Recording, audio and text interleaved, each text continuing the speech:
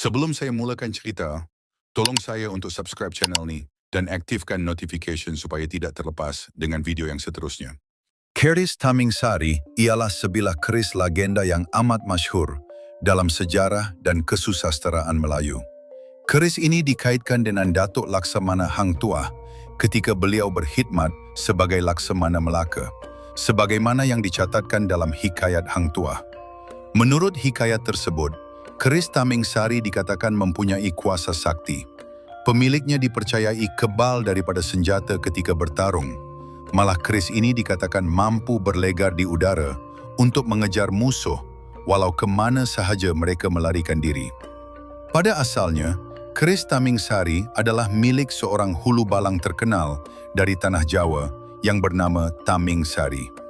Ketika berlangsungnya persiapan perkahwinan antara putra Sultan Melaka dan putri dari Majapahit, kerajaan Majapahit telah mencadangkan satu adu laga kesaktian sebagai hiburan diraja.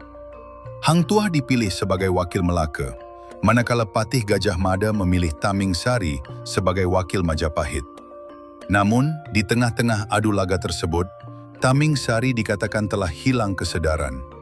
Beliau telah memasuki istana Seri Betara Majapahit dan mengamuk sehingga mengorbankan ramai orang. Hang Tuah yang berada di situ kemudiannya bertarung dengan Tamingsari dan akhirnya berjaya membunuh hulu balang tersebut. Keris Tamingsari pun jatuh ke tangan Hang Tuah, lalu dipersembahkan ke hadapan Seri Betara Majapahit.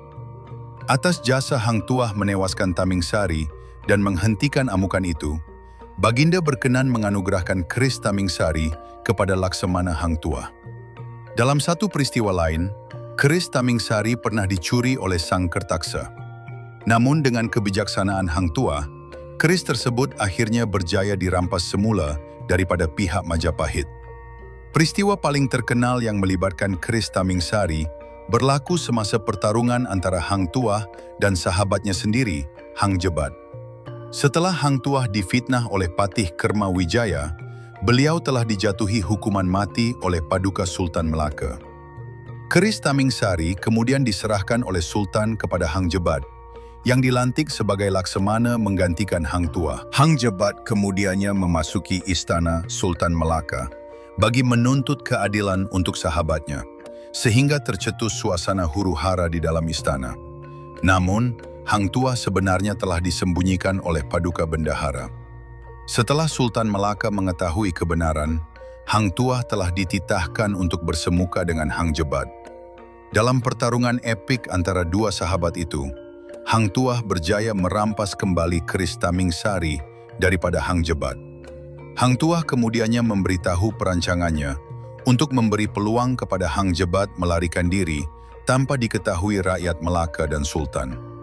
Hang Tuah memperdayakan orang ramai dengan menyatakan bahawa Hang Jebat telah melarikan diri dalam keadaan cedera parah selepas pertarungan di istana. Hang Jebat kemudian pulang ke rumahnya dan bertemu istrinya untuk menyampaikan rancangan pelarian tersebut. Selepas peristiwa itu, Hang Tuah dikatakan berasa terlalu malu untuk menghadap Sultan Melaka kerana kegagalannya mendapatkan Putri Gunung Ledang. Beliau telah mengirim dan mempersembahkan keris Tamingsari kepada Sultan Melaka. Apabila Sultan Mahmud Shah meninggalkan Melaka, Baginda membawa keris ini bersama-sama ke Kampar, Sumatera. Keris Tamingsari kemudiannya dikurniakan kepada putra Baginda, Raja Muzaffar, yang berangkat ke Perak. Sejak itu, keris Tamingsari telah digunakan dalam setiap istiadat pertabalan Sultan Perak yang baharu. Keseluruhan sarung keris tersebut diselaputi dedaun emas, melambangkan kedaulatan dan kesinambungan warisan Kesultanan Melayu Perak.